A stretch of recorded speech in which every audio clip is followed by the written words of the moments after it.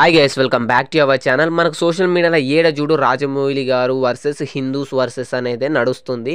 రాజమౌళి గారు వచ్చేసి హిందువులకు సారీ చెప్తాడా, క్షమాపణ చెప్తాడా అని అయితే చాలామంది వెయిట్ చేస్తున్నారని చెప్పచ్చు. అండ్ ఆ ట్రైలర్ లాంచ్ అయ్యి కాంట్రవర్సీ జరిగి చాలా రోజులు అవుతుంది. ఇంతవరకు రాజమౌళి అయితే సారీ చెప్పలేదు. అండ్ రాజమౌళి అసలు సారీ కూడా చెప్పడు. ఎందుకంటే ఆయన మాట్లాడిన దాంట్లో ఏం తప్పు లేదు. ఏ దేవుణ్ణి మీరు పూజించే ఏ దేవుని కించపరిచినట్టు మాట్లాడలే కాబట్టి ఆయన ఖచ్చితంగా సారీ చెప్పాడు. ఒకవేళ తప్పుగా మాట్లాడేది ఉంటే ఆయన అప్పుడే చెప్పు సారీ.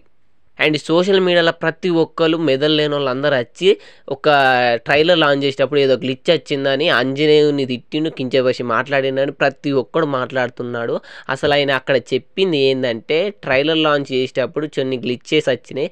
తర్వాత ట్రైలర్ లాంచ్ అయింది. లాంచ్ అయినప్పుడు వాళ్ళ వైఫ్ ఏమో అంది, ఇదంతా దేవుని వల్లనే జరుగుతుంది అని. ఇన్ని గ్లిచెస్ అయిన తర్వాత మళ్ళీ సక్సెస్గా ట్రైలర్ లాంచ్ అయిన తర్వాత ఇదంతా దేవుడే నడిపిస్తున్నాడని ఆమె అన్నది.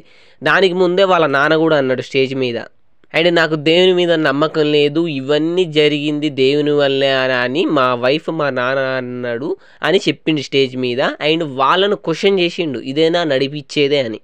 And social media common sense లేకుండా వచ్చి ట్రైలర్ లాంచ్ చేసేటప్పుడు గ్లిచ్ వచ్చిందని హనుమంతుని కించపరిచి మాట్లాడినని అంటారు. అసలు కరెక్ట్ చూడలే నువ్వు ఆ వీడియో. చూస్తే అర్థమైతే కామన్ సెన్స్ పెట్టి చూస్తే. నేను అక్కడ ఏం కించపరిచినట్టు మాట్లాడలే. అండ్ సారీ చెప్తాడంటే ఖచ్చితంగా అస్సలు సారీ చెప్పాడు ఆయన.